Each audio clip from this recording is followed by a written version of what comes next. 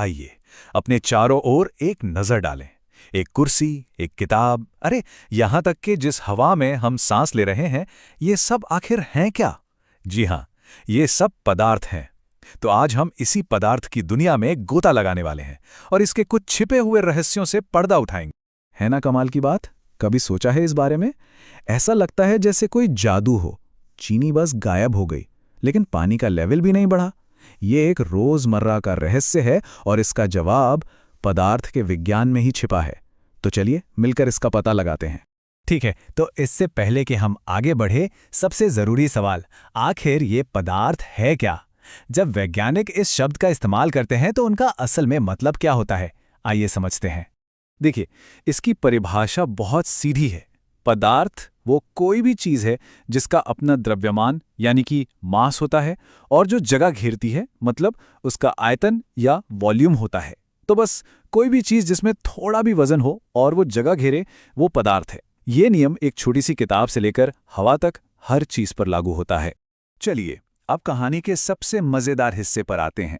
हर पदार्थ, चाहे वो ठोस हो, द्रव हो या फिर गैस, कुछ बुनियादी नियमों पर चलता है और ये सारे नियम उसके अंदर मौजूद नन्हे नन्हे कणों से जुड़े हैं।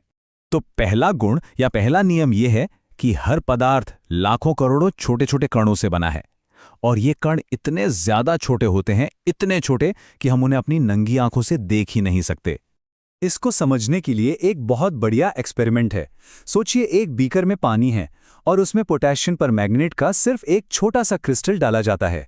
अब बिना हिलाए ही धीरे धीरे पूरा का पूरा बीकर गुलाबी हो जाता है। और मजे की बात तो ये है कि इस गुलाबी पानी को अगर बार बार सादे पानी में मिलाते जाएं, तब भी हल्का गुलाबी रंग बना रहता है। इससे क्या साबित होता है? यही कि उस एक छोटे से क्रिस्टल में लाखों कण थे जो इतने सारे पानी को रंगने के लिए काफी थे। अच्छा, अब आता है दूसरा गुण, और पता है, यही हमारे उस पहले वाले सवाल का जवाब छिपा है। याद है ना चीनी और पानी वाला सवाल? वो चीनी आखिर गई कहाँ? देखिए, इसे ऐसे समझते हैं। मान लीजिए चिंटू लाल और उसकी दोस्त खड़े हैं। उनके बीच थोड़ी जगह तो होगी ही।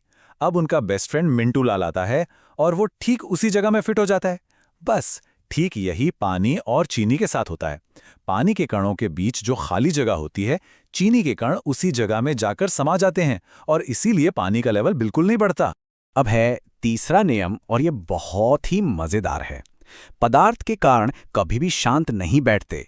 वो लगातार इधर उधर घूमते रहते हैं, कांपते रहते हैं और एक दूसरे से टकराते रहते हैं, हमेशा मोशन में। इसी मूवमेंट, इसी गति को हम कहते हैं गतिज ऊर्जा या काइनेटिक एनर्जी। और इसका सीधा कनेक्शन तापमान से है। तापमान जितना ज्यादा होगा, कणों में उतनी ही ज्यादा एनर्जी होगी और वो उतनी ही तेजी से घूमेंगे। अब समझ आया कि गर्मा गर्म खाने की खुशबू दूर तक क्यों फैल जाती है, जबकि ठंडे खाने की नहीं? क्योंकि गर्म खाने के कणों में बहुत ज्यादा गतिज ऊर्जा होती है। और आखिर में चौथा और आखिरी नियम, ये कण सिर्फ घूमते ही नहीं हैं, बल्कि एक दूसरे को अपनी ओर खींचते भी हैं। उनमें एक आकर्षण बल होता है। और पता है, यही खिंचाव, यही आकर्षण बल तय करता है कि कोई चीज ठोस होगी, द्रव होगी या गैस। चलिए एक ह्यूमन चेन की कल्पना करते हैं। एक ग्रुप है जिसने एक दूसरे को पीछे से कस कर जकड़ रखा है। इनको अलग करना बहुत मुश्किल है ना? ये बिल्कुल ठोस की तरह है। अब दूसरा ग्रुप है जिसने सिर्फ एक दूसरे का हाथ पकड़ रखा है। ये थोड़ा कमजोर बंधन है, जैसे द्रव।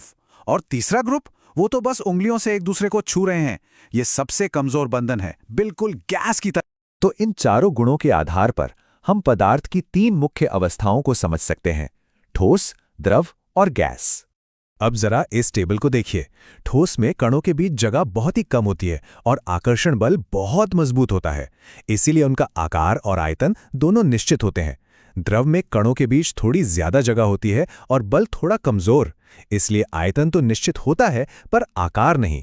और गैस, उसमें तो कणों के बीच बहुत ज्यादा जगह और आकर्षण बल ना के बराबर होता है, इसीलिए ना तो उनका आकार निश्चित है, ना ही आयतन।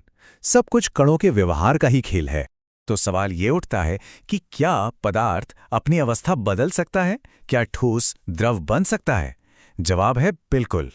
और ऐसा करने के 2 मुख्य तरीके हैं, या तो तापमान को बदलकर या फिर दबाव को बदलकर। चलिए, यहाँ एक और मजेदार पहेली है। जब बर्फ पिघल रही होती है तो थर्मामीटर से नापने पर बर्फ और जो पानी बन रहा है दोनों का तापमान 0 डिग्री सेल्सियस ही रहता है। तो सवाल ये है कि जो गर्मी हम लगातार दे रहे हैं वो आखिर जा कहाँ रही है? इसका जवाब छिपा है गुप्त ऊष्मा में, जिसे लेटेंट हीट ऑफ फ्यूजन भी कहते हैं। ये वो छिपी हुई गर्मी है जो सिस्टम का तापमान नहीं बढ़ाती, बल्कि ये सारी ऊर्जा बर्फ के कणों के बीच के आकर्षण बल को तोड़ने में खर्च हो जाती है, ताकि वो ठोस से द्रव अवस्था में बदल सके। तो ये पूरा एक चक्र है। देखिए, ठोस से द्रव बनना कहलाता है संगलन या पिघलना, द्रव से गैस बनना है वाष्पीकरण, फिर उल्टा चलें तो गैस से द्रव बनना संघनन कहलाता है, और द्रव से वापस ठोस बनना जमना। और हाँ, एक और खास प्रक्रिया है ऊर्ध्वपातन, जिसमें ठोस सीधे गैस बन जाता है, जैसे कपूर। अच्छा, क्या कोई द्रव बिना उबाले भी गैस बन सकता है? बिल्कुल बन सकता है। इस प्रक्रिया को कहते हैं वाष्पीकरण, और इसका एक बहुत ही ठंडा असर होता है। वाष्पीकरण एक सतही घटना है। इसका मतलब ये सिर्फ लिक्विड की सतह पर होता है। सोचिए, एक बहुत बड़ी भीड़ है, सबसे पहले बाहर कौन निकलेगा? जो लोग किनारे पर हैं, है ना? ठीक वैसे ही द्रव की सतह पर मौजूद कण, जिनके पास थोड़ी ज्यादा काइनेटिक एनर्जी होती है, वो सबसे पहले बंधन तोड़कर वाष्प के रूप में उड़ जाते हैं। और सबसे जरूरी बात, जब ये कण उड़ते हैं तो वे अपने आसपास से ऊर्जा यानी गर्मी खींच लेते हैं, और जब गर्मी चली जाती है तो पीछे क्या बचता है? ठंडक। बस यही कारण है कि मिट्टी के घड़े यानी मटके में पानी ठंडा रहता है और हथेली पर एसीटोन या स्पिरिट डालने पर एकदम ठंडा महसूस होता है। तो कुल मिलाके हमारे आसपास की दुनिया असल में इन छोटे ऊर्जा से भरे कणों का एक लगातार चलने वाला डांस ही तो है। एक पिघलती हुई बर्फ की सिल्ली से लेकर गर्मी में बहते पसीने से मिलने वाली ठंडक तक, सब कुछ इन्हीं कणों के अद्भुत नृत्य का नतीजा है। लेकिन जाने से पहले एक सवाल और। अगर ठोस के कण भी हमेशा गति में रहते हैं, हमेशा कांपते रहते हैं, तो कोई भी ठोस चीज, जैसे ये मेज या कुर्सी, अपने आप बिखर क्यों नहीं जाती? इसका जवाब उन कणों के बीच लगने वाले आकर्षण बल में छिपा है। और ये हमें विज्ञान की दुनिया में खोज करने के लिए एक और नया दिलचस्प रास्ता दिखाता है।